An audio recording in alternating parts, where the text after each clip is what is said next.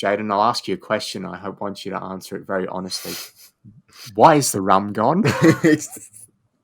That's already going to be the title of the YouTube video, isn't it? Oh, you know Why it. is the rum gone?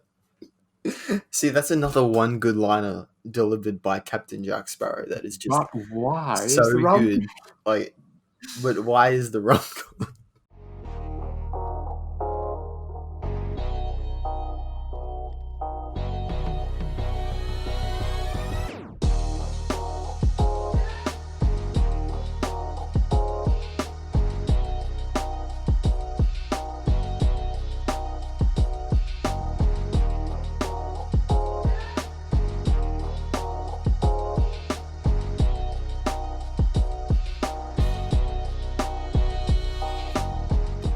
Hello, everyone, and welcome to the Rewatch podcast. My name is Samuel. And I'm Jaden. And this is a podcast where we rewatch classic or current films every week and then decide whether they deserve a rewatch from you. Before we begin, a like on this video would be most appreciated. You can subscribe if you'd like. If you're tuning in on Spotify or another major podcast app, you can find us on YouTube by searching The Rewatch. So, Jaden, what do we rewatch this week? Well, this week we rewatched Pirates of the Caribbean: The Curse of the Black Pearl. And it is the Caribbean, right? It's not the Caribbean. The Caribbean. Well, one of them is like a whitewashed way of saying it. Yeah. And I think I don't know which one it is. It's okay. We'll go with Caribbean for now. If by the time we get to the sequel, we'll have to double check. Yeah. But regardless, we'll go with Caribbean for now. This is one of your favorites, right? Oh yeah, definitely. It appeared. But you mean like in terms of like overall films and cinema? Yeah, it's one of my favorites. Yeah, because it appeared. I think it appeared in your top 5 in our top 5 video that we did. Yeah, as an honorable mention.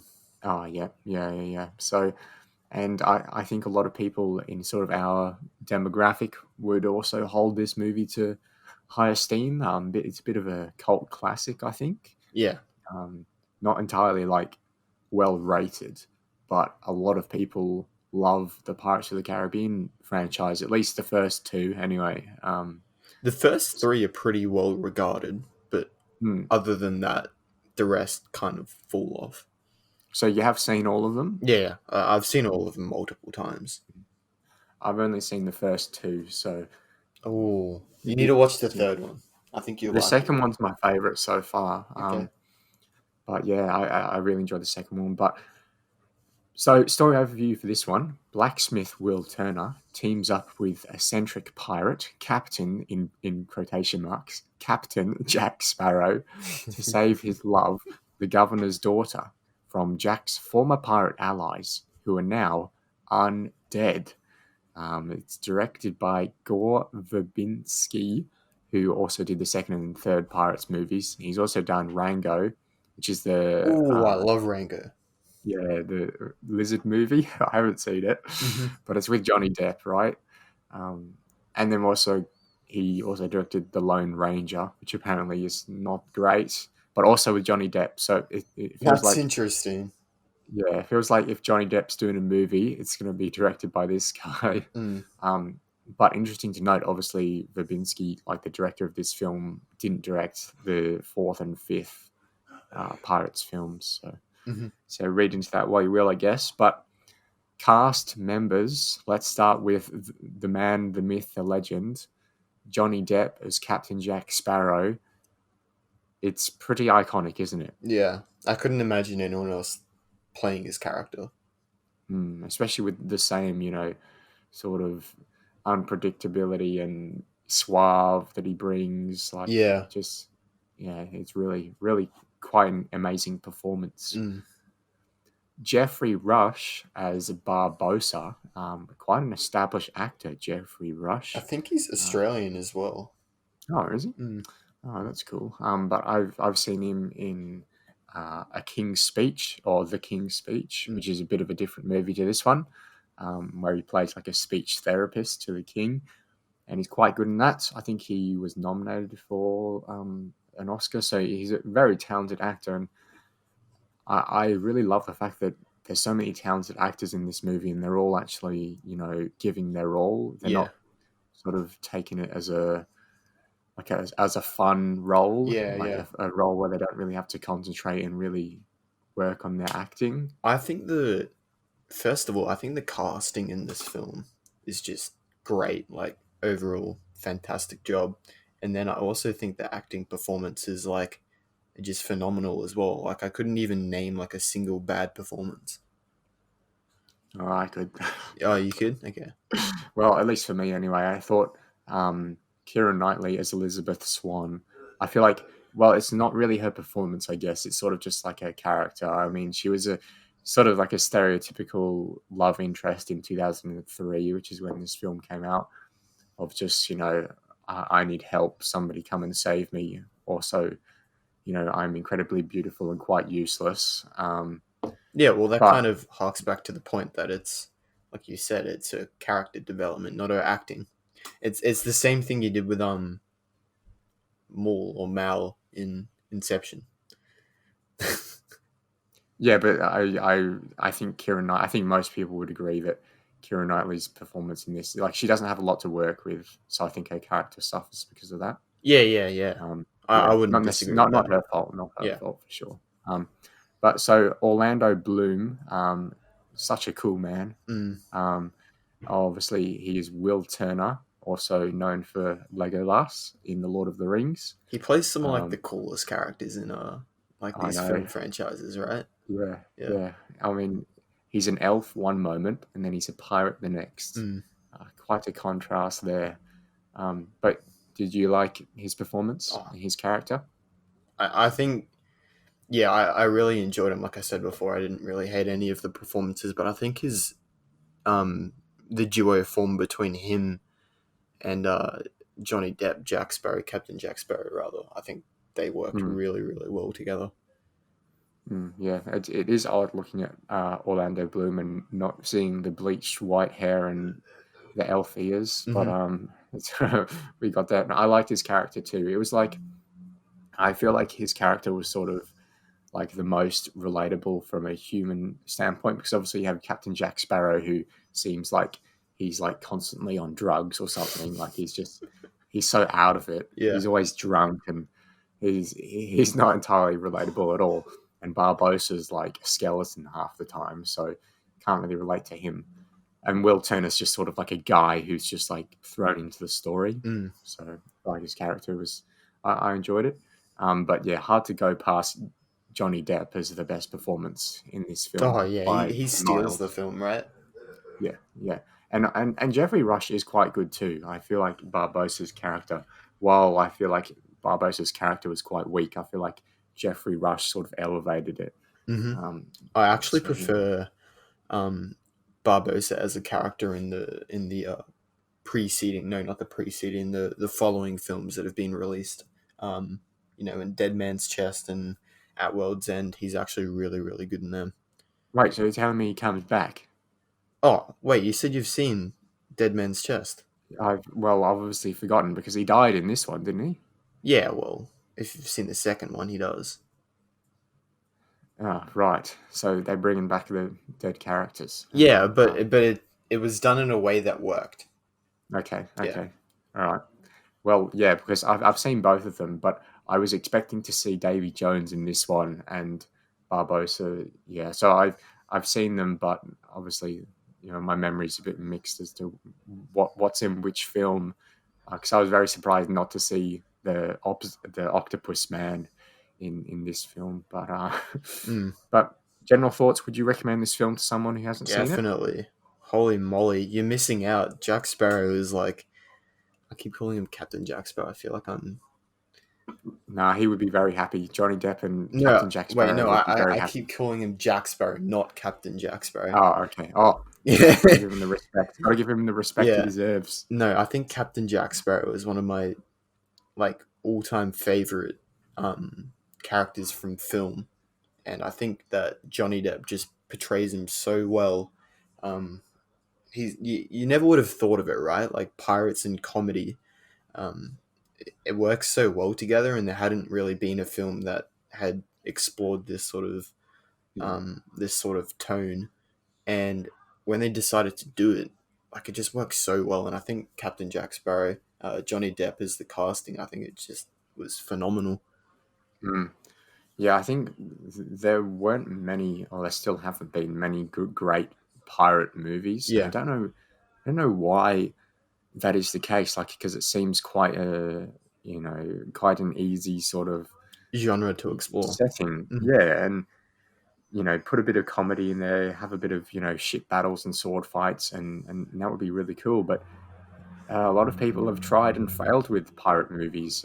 Yeah. The best I can think of prior to this is probably something like Peter Pan, Hmm. which is, the pirates are sort of like a side character in that. But the pirates in that are really funny. Captain Hook and Mr. Smee are some of the funniest Disney characters I've ever seen. Hmm. So yeah, maybe a bit of inspiration for pirates and comedy there, because Captain Hook is sort of like a pathetic version of Jack Sparrow, I think. Pathetic. Yeah, it's How can you get more pathetic than Captain Jack Sparrow, right? but Captain Jack Sparrow, like he's all over the place, but he has some genius ideas, doesn't he? He says, one of his quotes I think is madness and oh, what is it? I've got it written down. I wrote down so Madness. many of his one-liners. So Orlando Bloom's character says, "This is either madness or brilliance," and then Captain Jack Sparrow says, "It's remarkable how often those traits coincide." Mm. And that's just his character. His character's mad, Hmm. but then his character is also quite brilliant. Yeah. Whereas Captain Hook's like, he's not brilliant. He's a bit mad, and he's sort of just like an idiot. But I mean, he's a Disney character who's in an animated film, so you know that Well, was to what be can you expected. expect? Exactly. Yeah.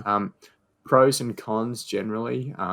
So I don't know. Keep it spoiler free for those who haven't seen the film, and sort of what are the good things, what are the bad things for the film for you. Um, Honestly, I didn't really have any bad things. But I know there is errors with this film. Um, Probably the later half of the film probably falls a bit from the first half. And Mm, that's in terms with the CGI looks kind of dodgy. If you compare the CGI from the Curse of the Black Pearl to Dead Man's Chest with Davy Jones's CGI, it's just crazy to think how far they've come in like 3 years, because there's a 3 year gap between the films. And like it's just like, how on earth did they pull that off? But anyway, this podcast isn't about that film. Um, so yeah, I think that the scoring by Hans Zimmer was just great. I think it's some of his best work I've ever heard. And it's so iconic as well. Like if you hear this, you know it's Pirates of the Caribbean. mm, Um, yeah, the acting I think was great as well. I couldn't really name a rotten performance. And I think the story as well.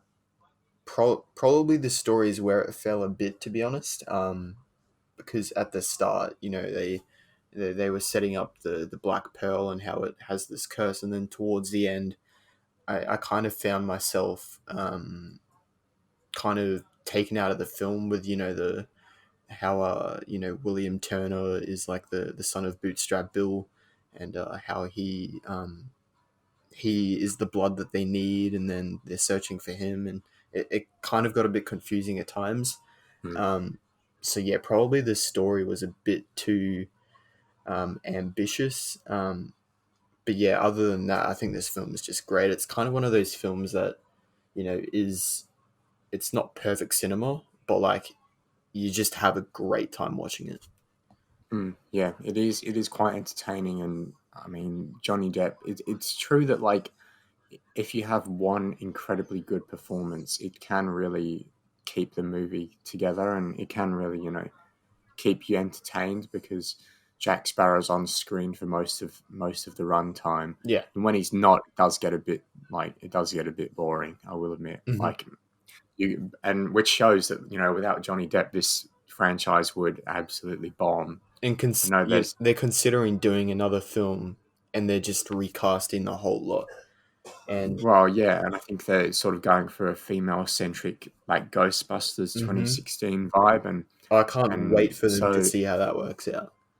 yes, well, the trend is those sorts of films fail miserably. I mean, if you think about the audience, the fans of this film, it's got to be like I'm sure there are a lot of females out there who love this film too, but it's got to be mostly guys, Hmm and most of the guys would love it because of Johnny Depp and Orlando Bloom, and just the action and adventure sort of style of the film. Yeah, And so they're probably not going to go see it if Captain Jack Sparrow is a woman. if he's not in it, I'm not going to go see it, to be honest.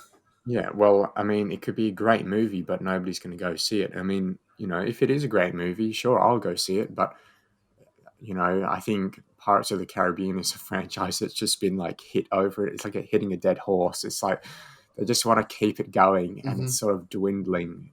But it rests on Johnny Depp's shoulders, to be honest. It And I think it's if there's ever dwindling a in comeback. it's dwindling in terms of like story and how they're using their characters.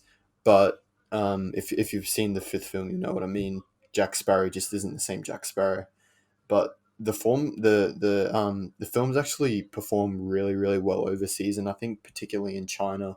I think this film made over like $1 billion at the box office. The not this film, sorry, the latest film um, Okay. made over $1 billion. So it's still Mm. like a healthy franchise, even though they're like killing it slowly.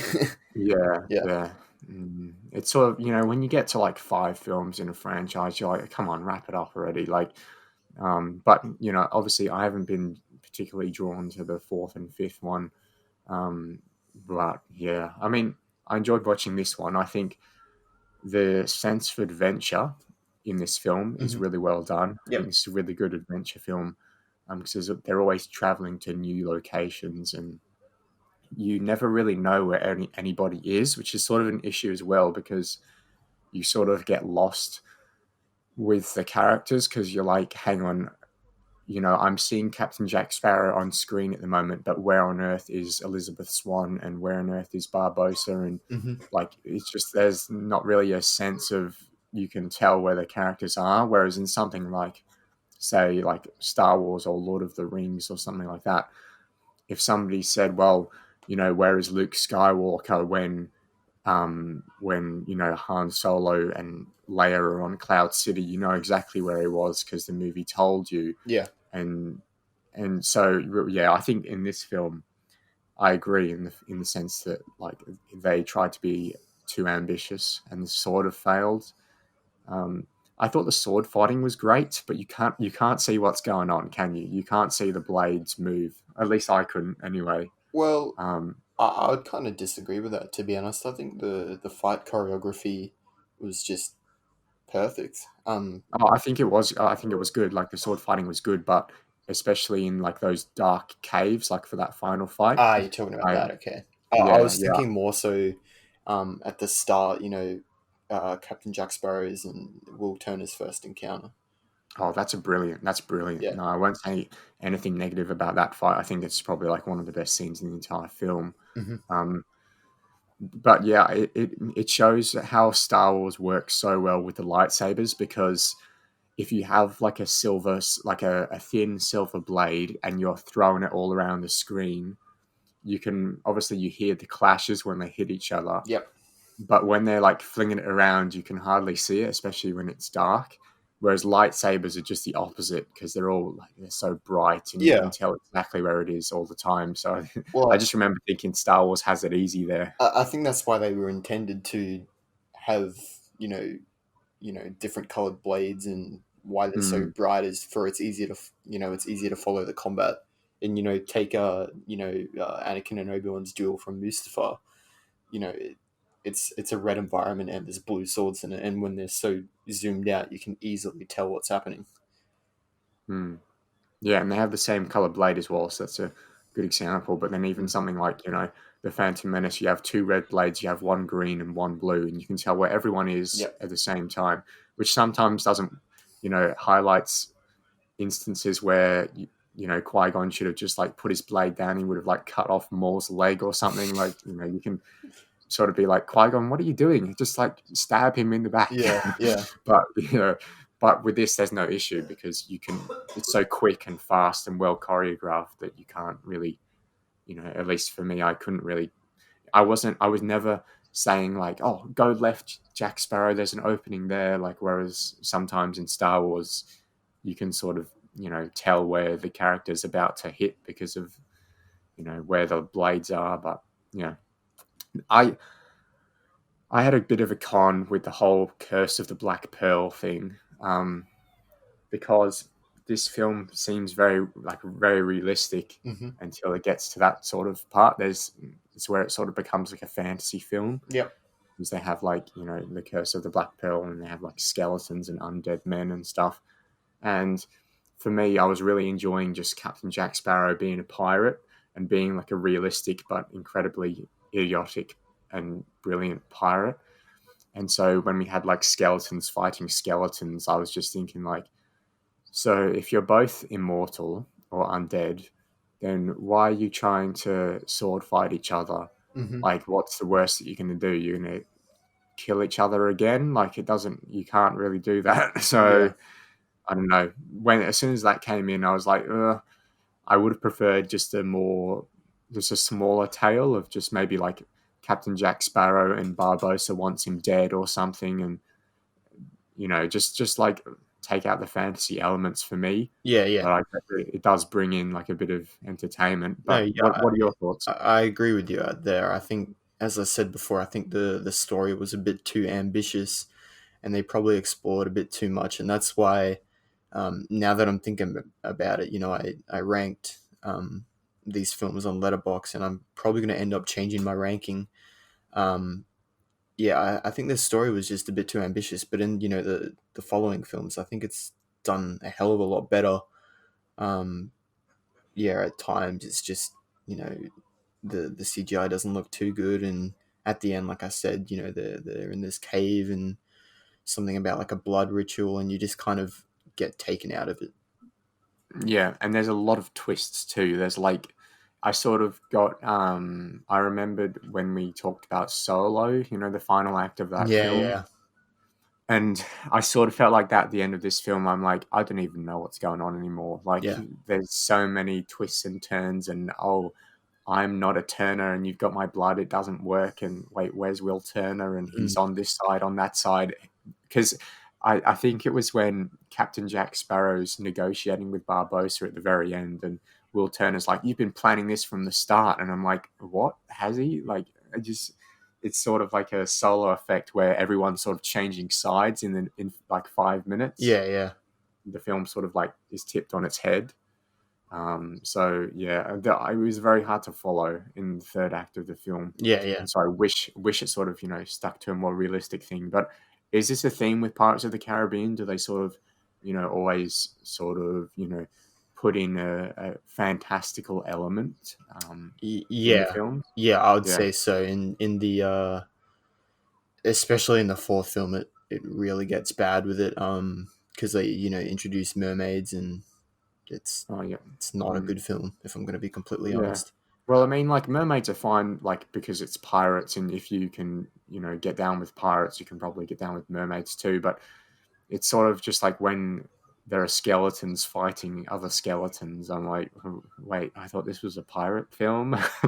Yeah, Uh, well, you've seen Dead Man's Chest, and I mean, Davy Jones's whole crew is essentially like these people from the sea, mm, so it's not an alien element that they've explored yeah. in pirates films. It's happened before, and it will probably continue to happen.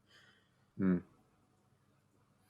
Yeah, I don't know. I feel like would have been cool to have just a more grounded story, and I feel like it would have served it better for the third act. Because I mean, this film's 2.5 hours It's a long, long almost. film. It's way too long. It's about almost like half an hour too long, I'd say. But that's because to cut off half an hour, you wouldn't just like you can't cut off half an hour by cutting out insignificant scenes. You have to completely change the story. Yeah, So yeah, but I know. Should we dive into some more detailed thoughts now? If you've got any sort of like spoiler thoughts you want to share for anyone who's seen the film and staying on to listen. Yeah, let's do it. All right. So Captain Jack Sparrow is brilliant. I wrote that down. The first thing I wrote down. I feel like this is the first thing everyone's going to write down Yeah. when reviewing this film. Yeah. The music's fantastic. That's the second thing I wrote down. And I wrote, just to touch on the music briefly. I think the music embodies the spirit of a pirate. Yes. Right? Yes. Yeah. Exactly. The sense of, adventure, and also it's not too epic. This could have easily.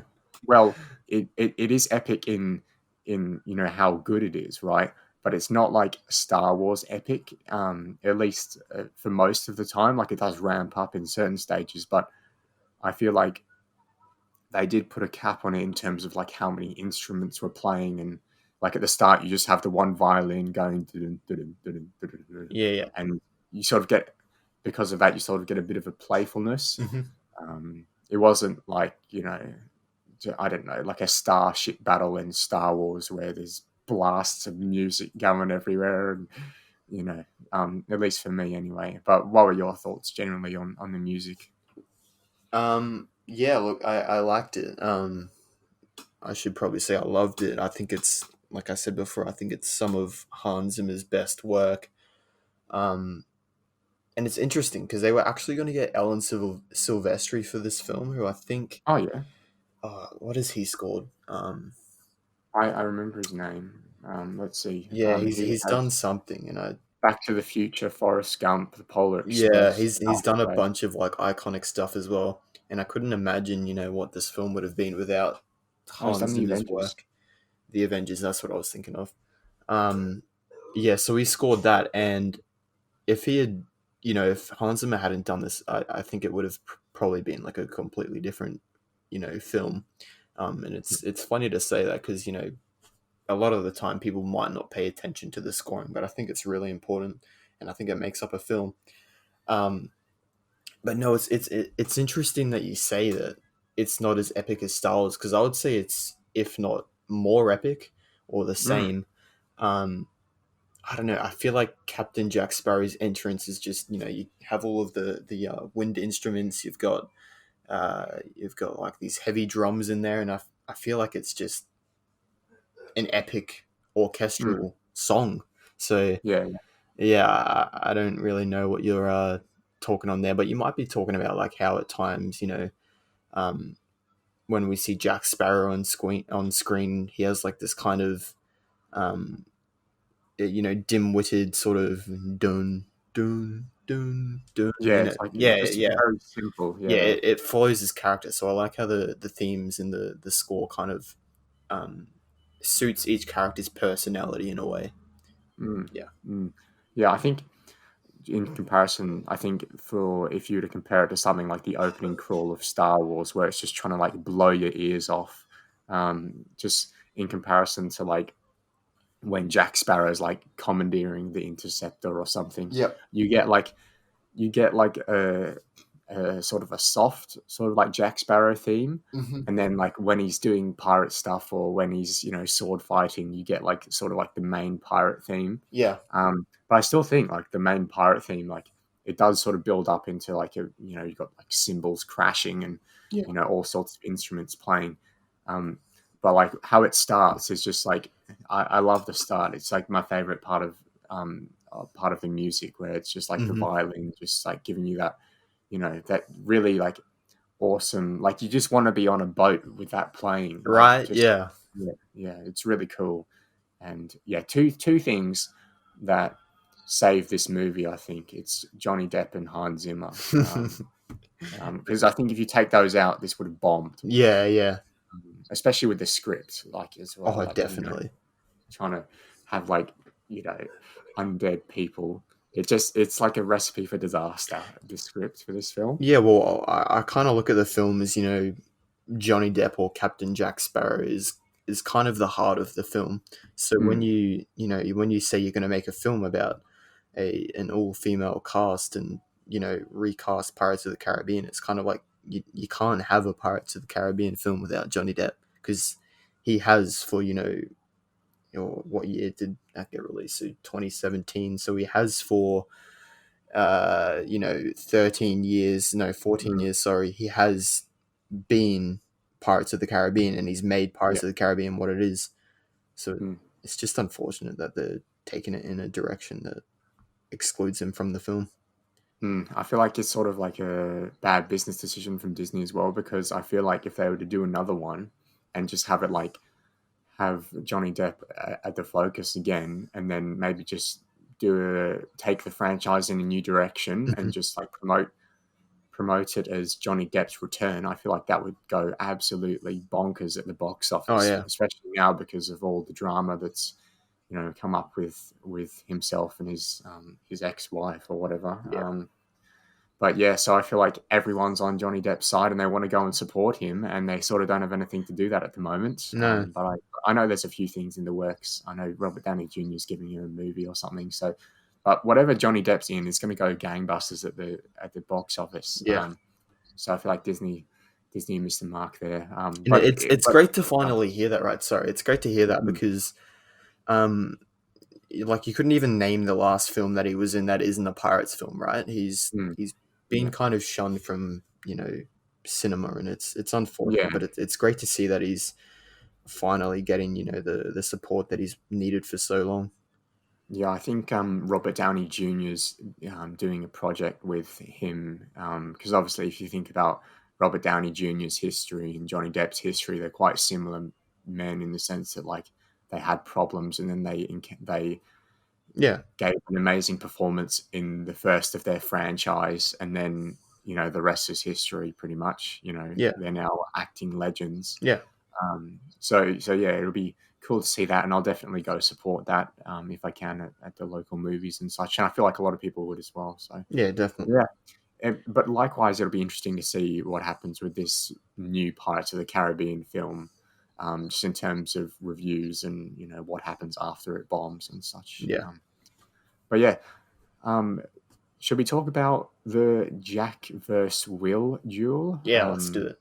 Yeah, that to me is the best part of the film, because not only do we get really great dialogue between the characters, but we also get some really awesome action. And I Hmm. feel like sometimes when we have a duel like this, it's either one or the other. Like they're either talking or they're fighting. It's not like both at the same time.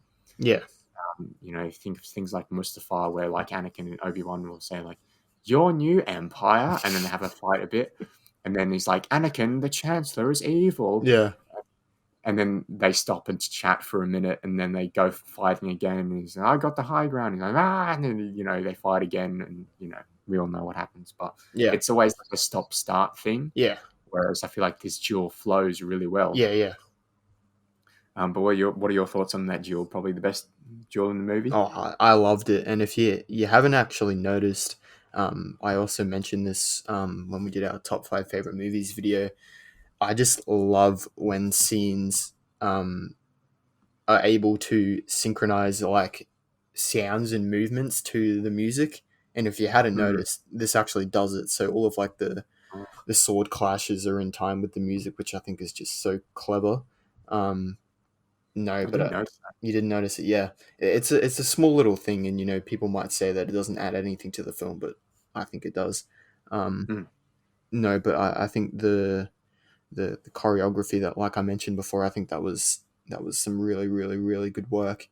Um, and also the dialogue in it, right? It Mm. kind of bounced off one another, and I think that's what made it so enjoyable, because they were able to interact in a way where it's like it's not a serious fight, but it's still a really, really good fight. Like, there's not serious consequences there. They're already basically friends, but they don't really know it yet. Well, I thought like Will Turner was out to kill him, at least Hmm. from my perspective. Anyway, I was like, this Will Turner has a grudge against pirates for some reason that we'll find out shortly. But yeah, I really enjoyed that fight, and I do think the dialogue was fantastic, and it also served as a method to develop Will Turner's character, because it's obviously set like the fight is in his workplace. Yeah. and he's talking about all these things. He's like, I practice with these swords 3 hours a day. And Jack Sparrow's like, you need to find yourself a girl, mate. Yeah. And just so we get like, character development while we have an awesome action set piece, Yeah. which I feel like is quite awesome. And, we see Will Turner's, his boss or whatever's like asleep. And so, yeah, we just get insights into Will's character in that scene, which I think, really helped develop his character in such a short time Yeah. because, this, probably only lasts for like 5 minutes. And usually that would be like, okay, we'll get the character development in the slow scenes. And then when we're fighting, it's just going to be music and blades clashing and awesome spin moves and everything. Yeah. Like, whereas they gelled it together really well. Mm. But I think it's probably the best part of the movie. I'll reference the other part that I think is probably up there to challenge it a bit later on, but I think it only comes like 20 minutes after this, so we'll arrive at it shortly. But something I will say, I don't know whether this is a negative or a positive, but there is some incredibly cheesy dialogue in this film.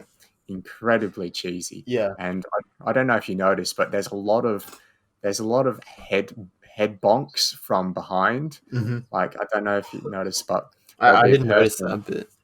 There'll be a person like looking towards the camera, and they will have no idea that someone's behind them, and that the person who's behind them will have like a frying pan or something, and they'll just like knock them on the head, and then the person will stare at the camera for like a second, and then they'll just like fall over unconscious like very slowly.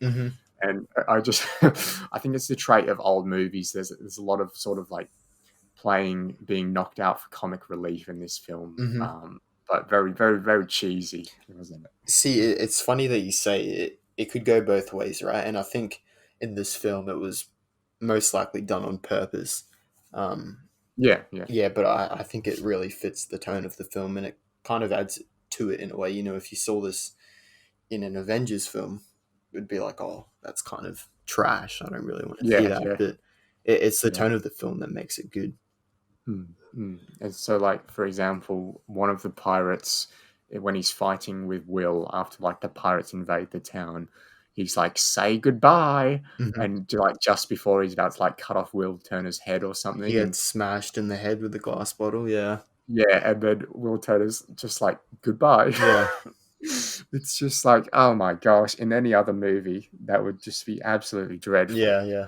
Like, and you can just imagine like reading this script, you would have been like, oh dear, this could either be horrible or brilliant, and it depends on who's saying the lines. Yeah. But yeah, did you think like? I feel like a major positive you're going to have with this film is just like the tone overall. Like, it's very light, isn't it? I said this for I think it was Ratatouille as well. I like the tone of that film, and it's the same with this film. I think, it's just something about the film that makes it so like a great environment to kind of get immersed in. And like I said before, you don't really see a lot of pirates films, and when they make one, it's a really good one. But yeah, I think the comedy aspect and how Jack Sparrow is kind of like this drunken character, I think that worked really, really, really well for this film. Yeah, I have a serious question. Why on earth is a dog in charge of keeping the prison keys safe? Okay, yeah. That's what I want to know. If you don't really know the history of the Pirates of the Caribbean film, it actually started as a ride in Disneyland. So they made the ride first, and then they made a film based off the I've ride. been on the ride. Yeah, I've been on the ride. It was a good ride. Yeah, it was actually a good ride. So they on the ride, there's actually a scene where there's like these pirates that are wanting to get out of their cell, and there's the dog with keys, and it's the same dog. So it's kind of just like a cool callback to that. Oh yeah, that's cool. I still doubt the intelligence of the prison keeper being like, oh yeah, I know where I'm going to put the prison key in this dog's mouth. Yeah, like what? Yeah, in hindsight, it's probably not a good idea, but probably not the best idea. No. It's just a cool callback to the ride in Disneyland. and it's another one of those things where it's like it's not meant to be taken too seriously. No, no, It's just funny that like this dog would just like walk around with the keys, and the prisoners are like, "Oh no, they're the keys." Go. exactly. Like Yeah. they're trying to tempt the dog over to them to get the keys, and the dog's just like not having it. It's quite funny. But yeah, any other particular moments in the film where like you really enjoyed like the humor or the tone or anything like that? Um, yeah, I mean, there's so many I could speak on it for quite some time. I'm just trying to think of a scene in chronological order that I enjoyed at this moment. We get the slap scene pretty soon, I think. Oh yeah, yep. I think that was a great interaction. I like that a lot. Yes, Yeah, like woman number one comes in and slaps Jack, and he's like, "Not sure I deserve that." yeah. And then woman number two comes along, and she's like, "Who was she?" I And may he's have like, deserved "What?" that. Yeah, no, that was great. I like that a lot. Slaps again. He's Um, like, I may have deserved that." so I think another thing that I want to take away from this film is that there's a lot of duos or pairs in this film between two characters that work well, and I think another duo that I think is just great is Melroy and Murtaugh, and their names aren't actually specifically mentioned in the film, but they're Ah, yes, the I two know who those are.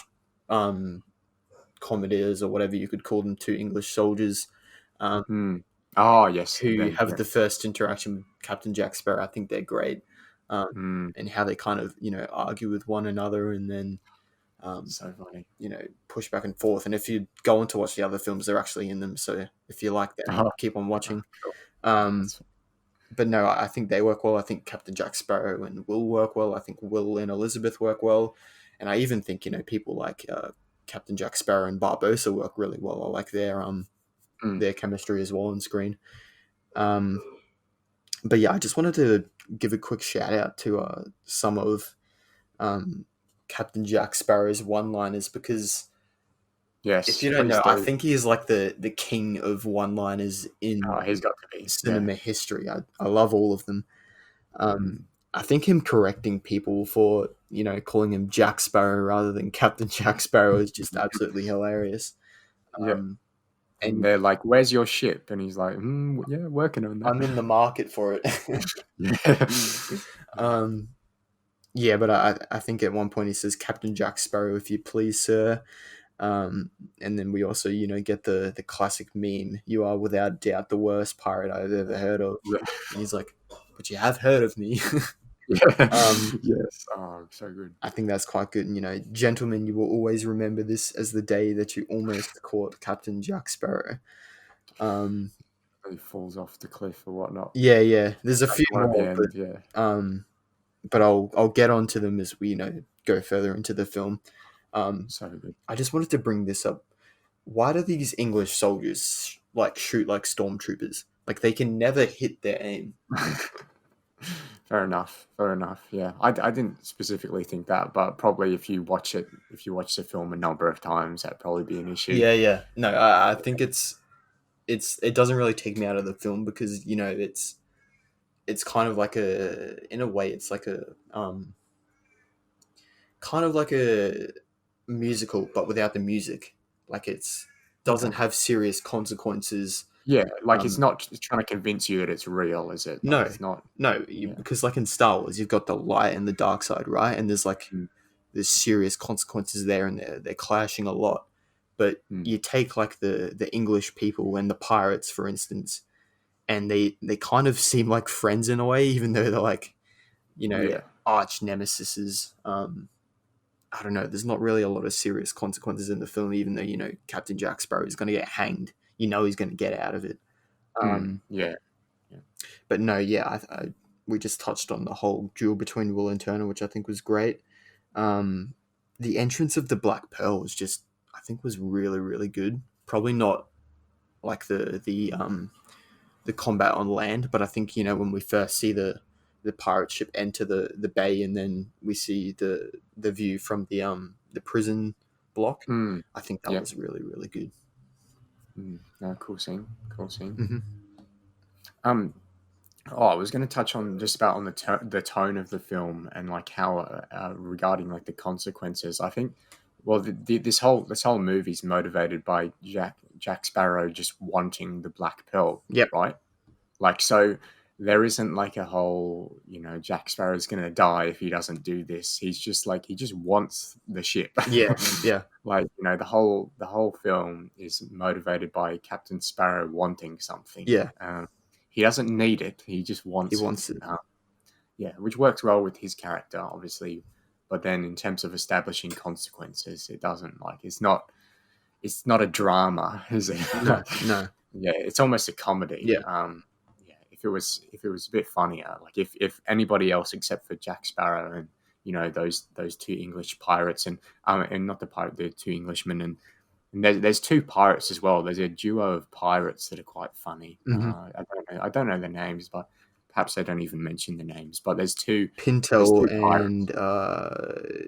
and I wrote it down. Let me find it. I think they're the two that originally they originally steal Elizabeth's Yeah, swan yeah. from- That's another duo that works really, really well in the film, and they're in the other films as well. So keep watching. Yeah. But yeah, what are their names? I don't know, but the duos remind me of Captain Hook and Mr. Smee. They're an iconic pirate duo, and they only work because of each other.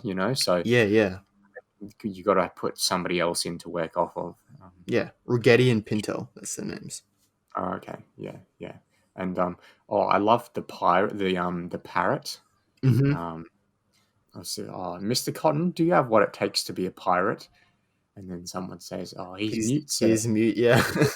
He's trained his pirate to talk to him. And I just love Captain Jack Sparrow, how casually he just addresses the parrot. Yeah, he asks the parrot. he turns it. He's like, Mr. Cotton's parrot. And the parrot turns its head. Same question. Yeah.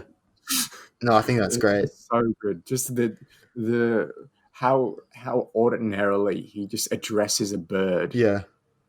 He just says, Mr. Cotton's parrot. And the parrot turns its head to look directly at him. Yeah. Same question. No, I think that's great, eh?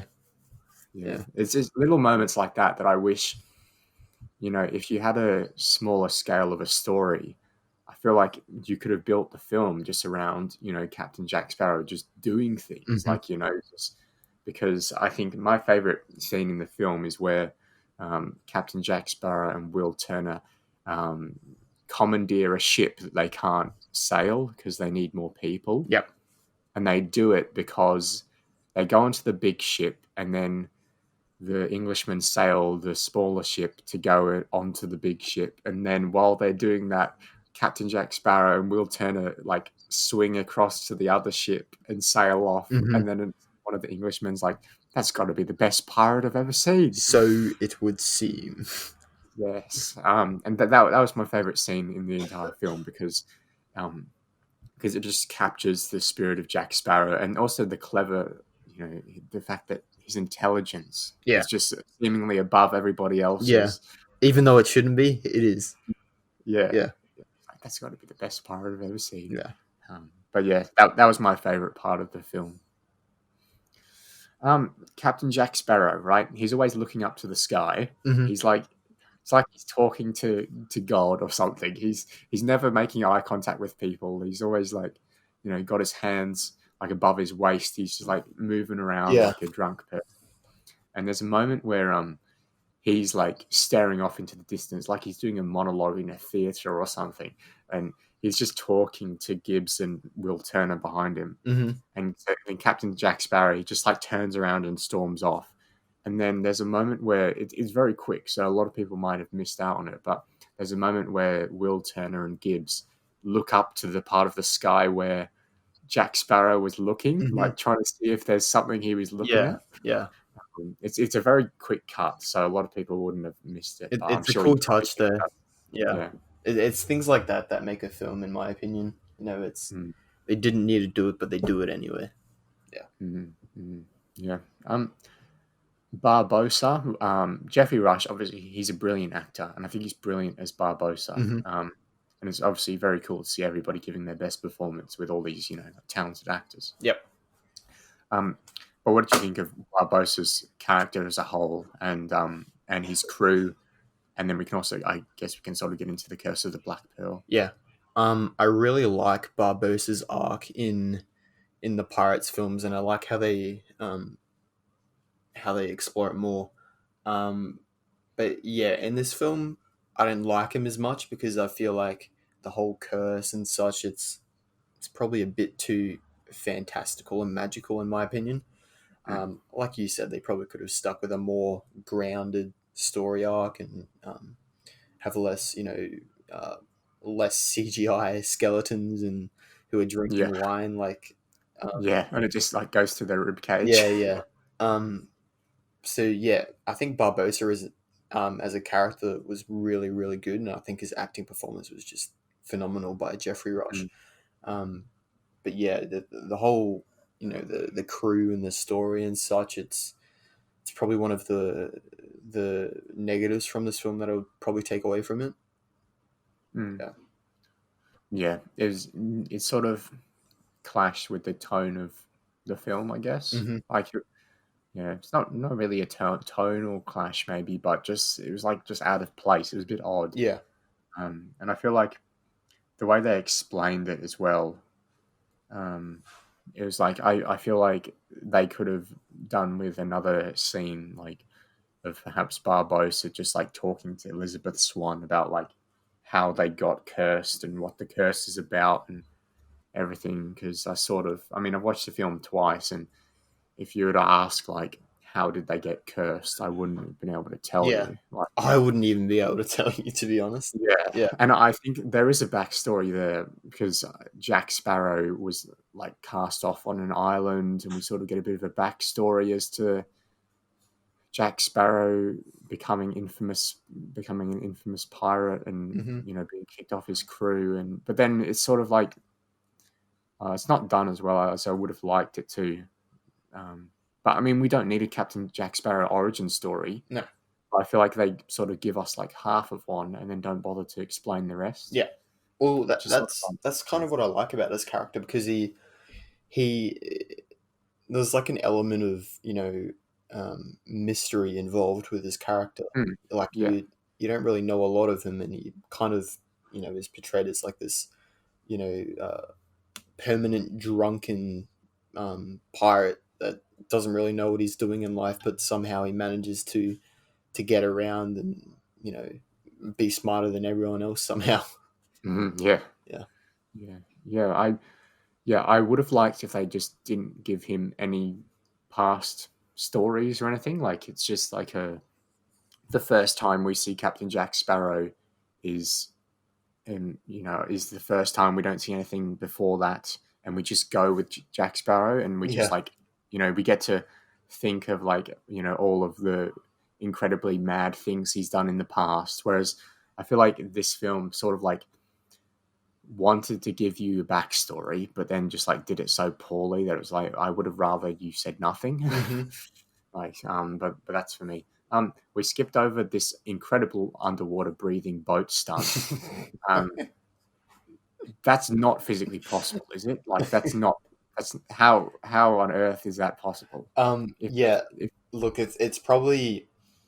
I think it is possible, but the way they entered the ocean with the canoe, I guess you could call it, yeah, isn't possible because they're above water level, right? And then they walk into the water, so the boat yeah, would have filled up from underneath. Um, but yeah, I think you can create like an air bubble mm, underwater, but in that yeah, sequence, it's physically impossible. Yeah. yeah. Because that's what I was interested about. Because I know if there are certain like devices and shapes of materials that like you can create like an air pocket underwater, Yeah. but they just like walk in with a boat, and I'm Yeah. like, wait, what? Yeah. Yeah. I mean, it's so funny, and like it works, and with them walking along the bottom of the ocean, and Will Turner gets stuck in like a crab pot or something, and Yeah. he ends up like pulling this fishing line along, Yeah. and it's quite funny, but it's like what? Like I just imagine like physics teachers watching this would have just like Oh, I was watching the film and I was like, yeah, Sam's definitely going to bring this up. yeah. Yeah, I skipped over it, and I was like, I saw it in my notes. I'm like, oh, I have to go back to this because, like, I was like, if that is possible, I will be amazed. Yeah, it's one of those things in the film, right, that seems so physically impossible that it should detract from the film. But because they've established the tone of the film to be this comedic, fantastical, magical pirates film, you kind of Mm. just go along with it. Like, you don't Yeah. care at all. Like, you're there for Yeah. Jack Sparrow and Mm. his interactions with Will and stuff, and Yeah. the comedy, the comedy element in between. You just don't care about some physics error. Unless you have a small interest in science, Yeah, yeah, then you're probably going to question it. But regardless, it's not like, you can take something like that and be like, this film's bad because it's physically impossible. yeah. Like, it's just like, it's not supposed to, No, be accurate. yeah, It's a fantasy film, I think, because we have skeletons fighting each other and such. So yeah. we have curses and stuff like that. So, Jaden, I'll ask you a question. I want you to answer it very honestly. Why is the rum gone? That's already going to be the title of the YouTube video, isn't it? Oh, Why it. is the rough gone? See, that's another one good liner delivered by Captain Jack Sparrow that is just But why so is the rum? good. Like, but why is the rum gone? Oh, I love that so much. No, I love like Elizabeth Swann. Like, she's sitting on the ground after just burning the rum, and Captain Jack Sparrow goes behind her and he takes his gun out and he almost shoots her in the back of the head Yeah, because she burnt the rum. yeah. It's funny just because so funny. you couldn't imagine Captain Jack Sparrow getting more drunk than he already is, right? But somehow he does it. Yeah, it's like he already has like a drunk personality, but then like when he's actually drunk, it's like, oh geez, Yeah. he's stepped it up. No, it's funny, and like obviously, I found it really funny as well when he was like, because he protests the fact that she's burning the rum, not just because, why is the rum gone, but also because he says that it's going to create like a useless signal because she's sending fire up into the sky, and she's like, oh, the British are going to show up, and he's like, oh, don't be ridiculous. And then the British show up, and Captain Jack sees this, and he's like, oh, there'll be no living with her after this, which is just so funny. It's just like thinking that like Miss Swan's always going to be like, hey, Jack, remember that time when you told me that not to burn the rum for a signal, and then I did, and then we were saved? It's like, you can just, and he's like, oh, there'll be no living with her after this. Yeah. It's funny. He's like, Elizabeth, dear, it never would have worked out between us. At the end of the film, I was just going to bring that up. Yeah. So many good lines. The dialogue's great, but like I feel like everything else in terms of the writing is just not as good. Yeah. Somehow they like perfected like Johnny Depp's dialogue and Captain Jack Sparrow's dialogue. The rest of the writing is just not as good as it. Like, somehow they just focused on that element more. Yeah. It's funny. But do you have any other notes? I'm almost done here. So yeah, I got quite a lot more. Okay, go for it. Gamora is in Pirates. If you didn't know. Gamora. Yeah. Yes. Yeah, she comes in and slaps Jack for the third time, and he's like, "Yeah, I definitely deserve that one." Yeah. So Zoe Zeldana, I think her name is. Yeah. Zeldana. Yeah. I don't actually know what her character name is, but she's really young in this film. Like, if you hadn't looked at the cast, you wouldn't have known it was her. For sure. Yeah, because she just looks really, really different in this film from, obviously, Guardians of the Galaxy or any of the Avengers films released in the past, 3 years. Yeah. She's an Avatar as well. She is an Avatar as well, yeah. Yeah, I remember I saw her and I was like, when the first time I saw her, I was like, "Is that Gamora?" And then I was like, "Nah, it's not. It doesn't look like her." And then I looked it up and I was like, "Oh, yeah, she is quite young." Yeah, it's hard to tell if you don't look it up. Yeah. Another good line delivered by Captain Jack Sparrow is, "If you were waiting for the opportune moment, that was it." Yes. Yeah. I think that's another really good one. He knows. I mean, it's so funny. Like you think Captain Jack Sparrow, like, he's had 3 women come up to slap him in throughout this film. So you think he's a bit of like a ladies' man, but then he's such an idiot, but like he obviously like does really well with the ladies because he knew that like that was the moment and you missed it. Yeah, yeah, Like, so it's just another thing where you think like Jack Sparrow shouldn't be good at something, but he is just incredibly good at it for yeah, some reason. yeah. He just kind of like dwindles his way through life, and somehow it just seems to work for him. Yeah. Um, Jack Sparrow trying to remember parlay is some of the funniest shit I've ever seen in film. Oh yeah. Like he's standing there, and all of like the pirates are looking at him. He's like parlay, parlay, parlay, parsnip, par, and then, and then one of the pirates is like parlay, and he's like parlay. No, I think that was. Pirate looks at him and he's like, "What did you do, you I shouldn't idiot?" have said that. It's like oh, it's like Hagrid from Harry Potter. I shouldn't have told you that. um, uh, yeah. So we got the rum. Why is the rum gone? Another awesome quote. Mhm. You know him. You forgot one very important thing, mate. I'm Captain Jack Sparrow. um, and then him correcting people again. Captain Jack Sparrow. No, I just think his one-liners are just so good, and I think that's one of my favorite things about the Pirates films is Jack Sparrow's dialogue. Like it's just so well done. And I watched so I couldn't even name how many. I couldn't. Yeah, I couldn't. I probably couldn't count them on my fingers. How many videos I've watched of top 20, top 10, top 50 Captain Jack Sparrow Mm. one-liners. There's just so many, and Yeah. if you really enjoy them in this film, keep watching because all of the other films have like the same exact feeling as what this film has portrayed. Probably not the last two films, but you know, 1, 2, and 3 are like the exact Mm. same. Ah, Um, cool. yeah, so Will performs his classic throwing sword trick to save Jack at the end of the film.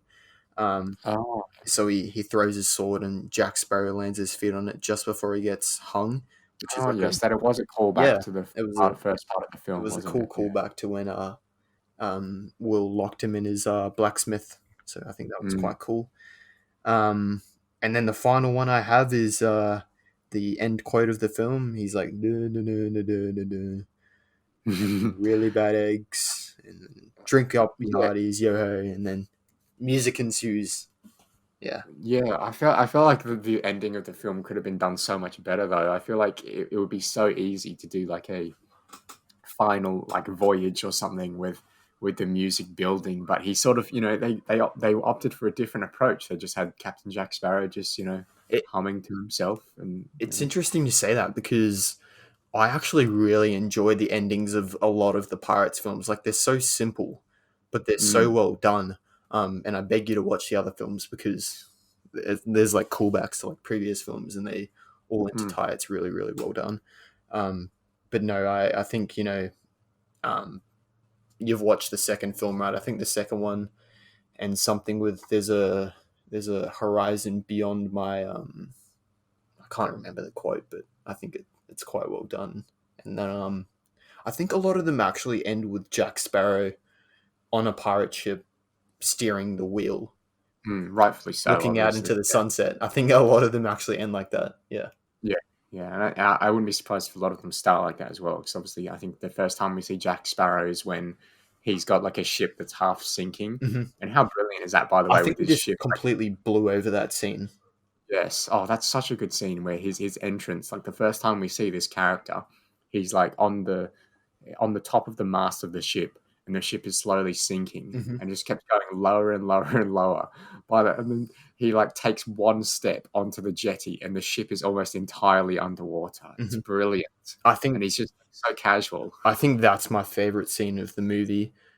Mm, Is Captain Jack Sparrow's entrance, and it honestly wouldn't be too far to say that it's probably one of the greatest character intros in film history. Like the music and the tone of the film is established in like 30 seconds, and we know nothing about Jack Sparrow, but we're already along with his character.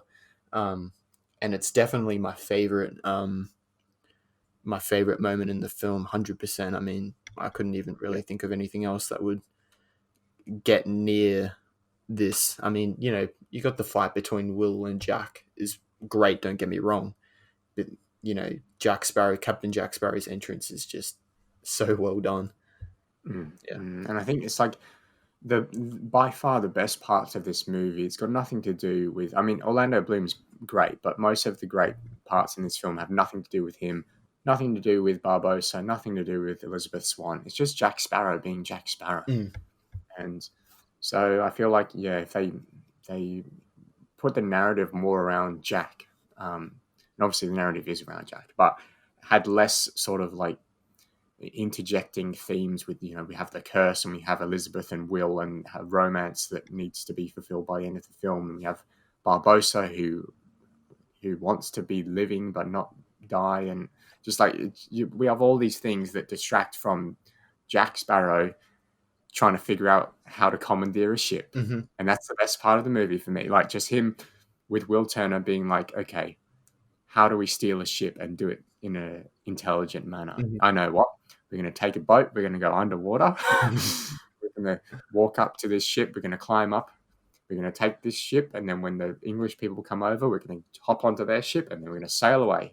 And we're going to salute them as we go. It's just like... He has very... That's the best part of the film. He has very interesting ways of getting things done, right? But Mm. it works so well for him. Yeah. And it's just so interesting to watch because you don't know what he's going to do. He's so unpredictable. Yeah. He's unpredictable, but you always know that he's going to find a way out. Mm. And I feel like they could have really played with that in terms of like, Captain Jack Sparrow, he always finds a way out, right? What if in the third act of this film, through all of his intelligence and genius, what if he couldn't find a way out? Like, what would he do then? Like, so, I feel like it could have been handled better towards the end of the film, but the first part of this film, the first maybe the first hour, I think is really brilliant, like really brilliant. Like I was prepared to give this a really good rating, but then sort of dwindled as it went along, unfortunately. Yeah. Yeah. But that's about all my thoughts, really. That's all I've got written down, yeah. Yeah, I was a bit confused with The Curse of the Black Pearl, and in terms of, when Captain Jack Sparrow, he stole the gold, so then he was cursed too. And then they were both undead men, him and Barbossa, but they were still fighting. Mm-hmm. And it seems kind of pointless to me. Like, what's the worst that can happen? You're going to, like, hit each other with your swords and then you're just going to stand up and do it again? Like, because you can't kill each other. You're both dead already. Yeah. It's like, I don't know, a bit bizarre. But, yeah, that's just my thoughts on the ending. I thought it seemed kind of pointless, like the final fight, the final duel. Yeah, well, it's kind of what I said before. I mean, the film really stands on, Jack Sparrow and his character, and he's kind of the heart of the film. And as we get towards the end of the film, it gets a bit too confusing, and all these storylines interweave, and there's a lot of plot twists, and you kind of get taken out of the film. And I think why it works so well at the start of the film is because it's simple, and that kind of mirrors Captain Jack Sparrow's character in a way. He's a very simple character. He doesn't do a lot, but that's what makes Pirates of the Caribbean so good.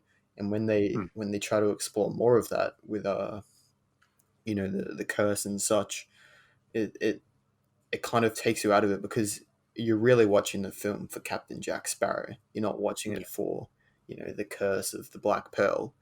But yeah, it's probably why it fell flat on its face in the third act.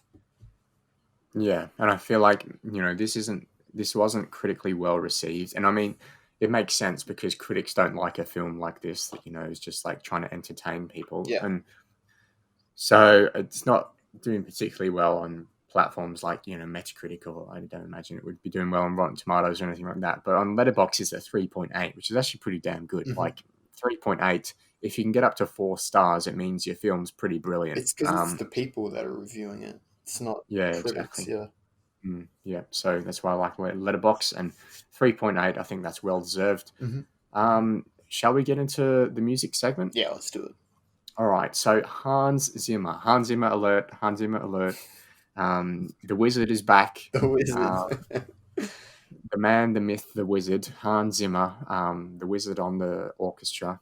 He is at his best, I would say. Hmm. Um, I mean, this has got to be one of his better scores in his life. Yeah. Got to be up there with Inception. Got to be up there with Lion King. Got to be up there with, I don't know, The Amazing Spider-Man 2.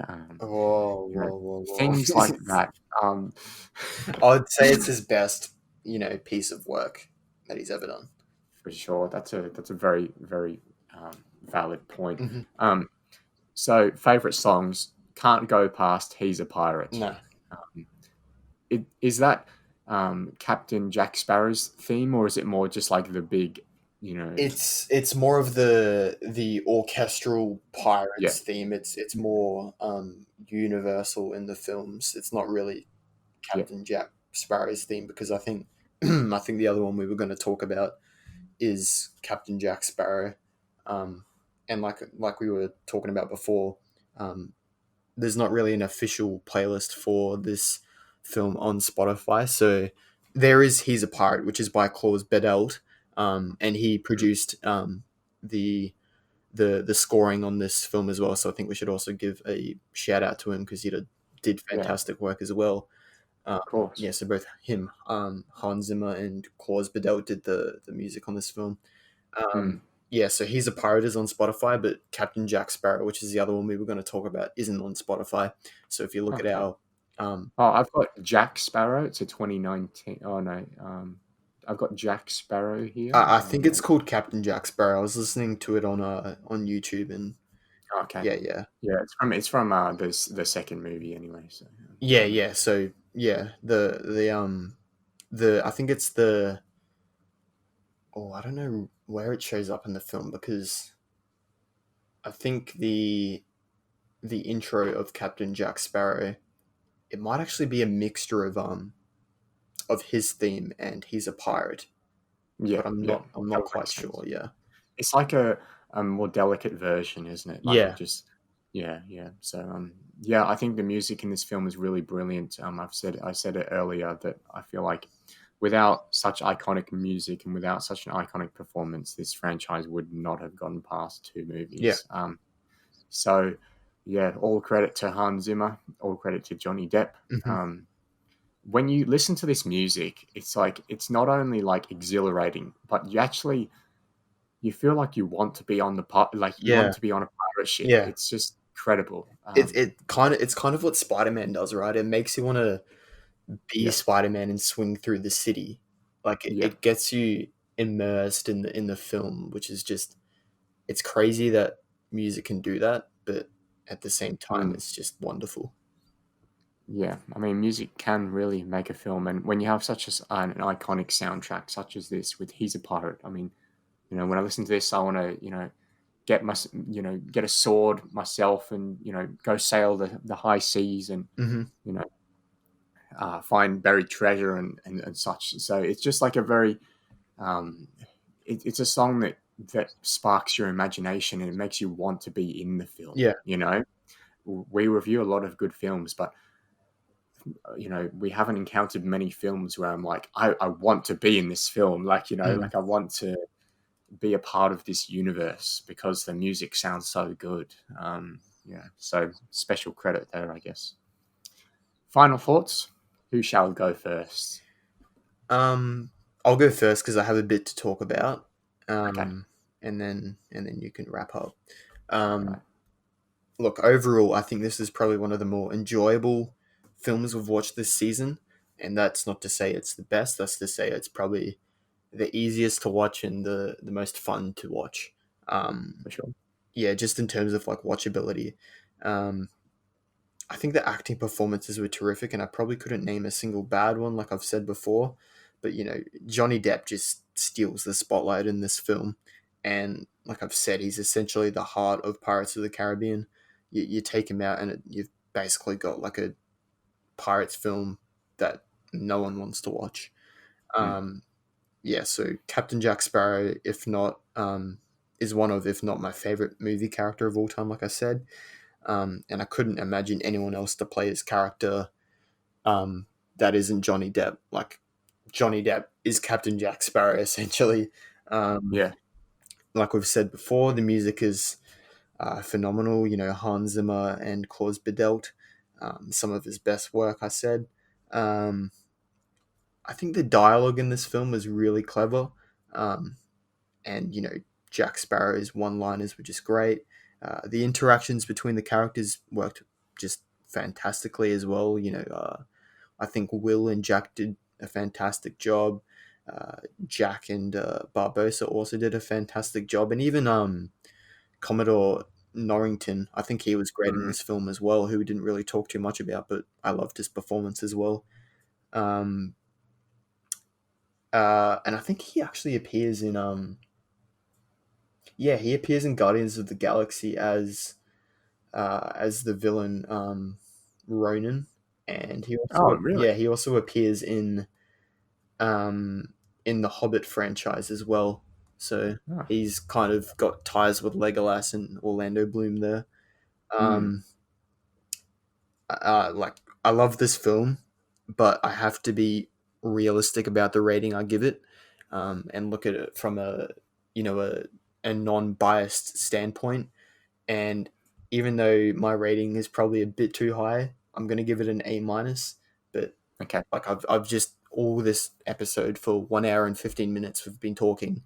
I've just basically said I love this film, I love this film, I love this film. Mm. And if I was to Yeah. give it anything less, then it's kind of like, do you love this film?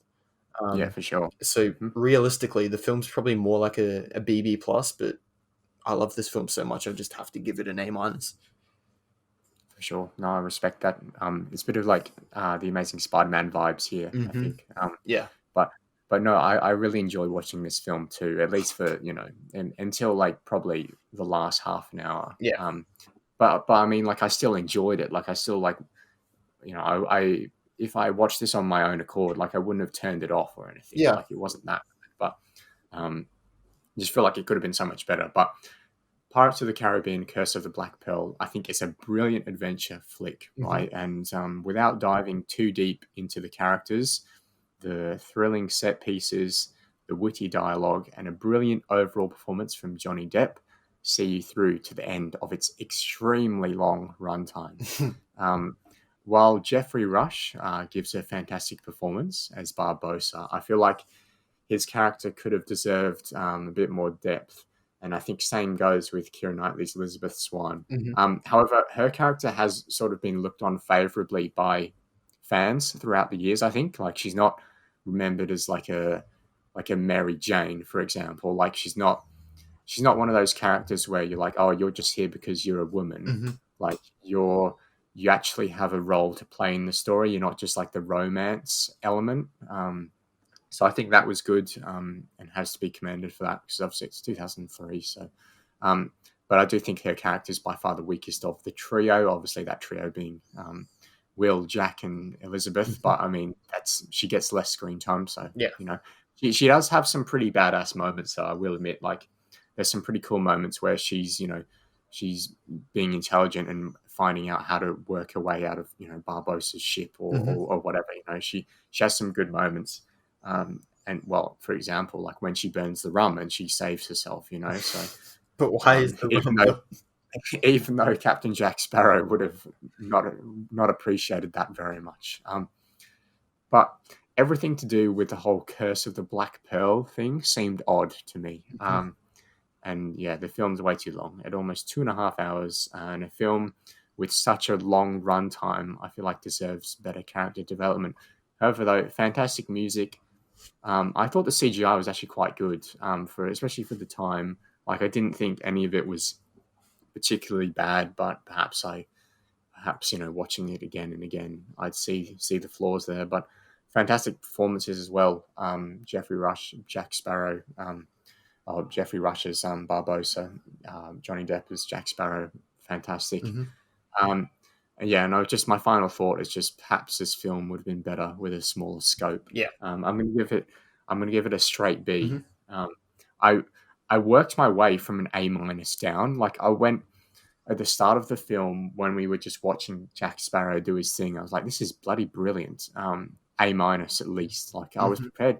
I went into this film prepared to give it an A plus. That's the thing. Like I remember this film favorably, and I was prepared to give it the best rating I could, but yeah, it just dwindled as it went along for me. And when it's such a long film, if it starts to dwindle at about halfway, I can't, I couldn't justify putting it on the A. Yeah. But then again, like there are some incredible moments. If this film like stopped halfway, I'd probably have given it maybe A minus or a straight A. Mhm. Like so. Yeah, well, like I said, a more realistic rating is probably like a BB plus.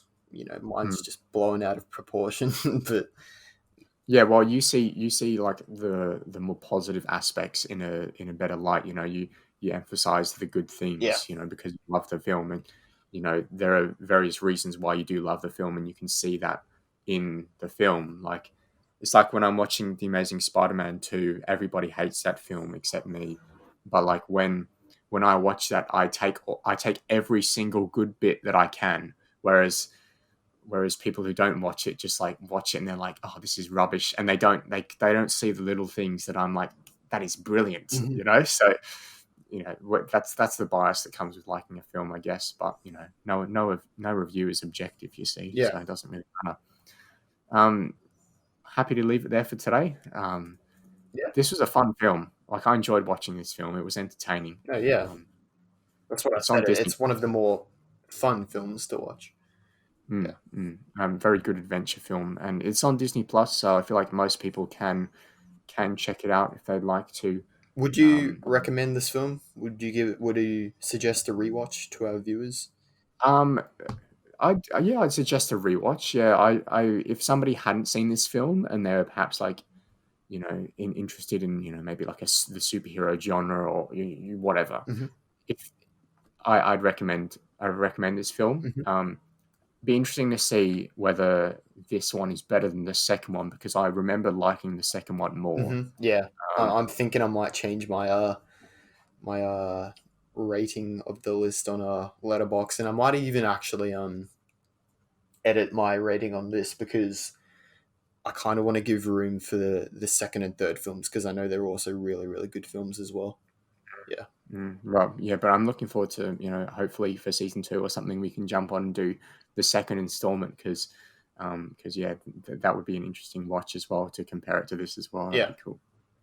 But thank you for listening to this episode of the Rewatch podcast. This is our second last episode of season 2, meaning next week will be our last episode, and we are watching what, Jaden? We're going to be doing Iron Man, the first MCU film. The one that started it all, Hmm. directed by our Lord and Savior, John John Favreau. Favreau. So if you'd like to follow us on Instagram, you can do so at the Rewatch Pod. You can see the trailer for the Iron Man podcast will be coming out in a couple of days, so you can check it out there. I'm looking forward to watching that movie. It'll be good to see how time has been to it, Yeah. and where it stands in the MCU nowadays.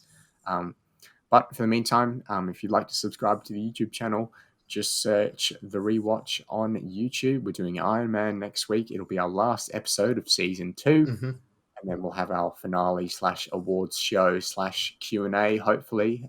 So stay tuned for the Instagram. Yeah. If you want to ask us a movie-related question or anything, you want to give yourself a shout-out or something, you can do that on the Instagram. So thank you for listening, everybody, to this episode of the Rewatch podcast, and bye for now. See ya.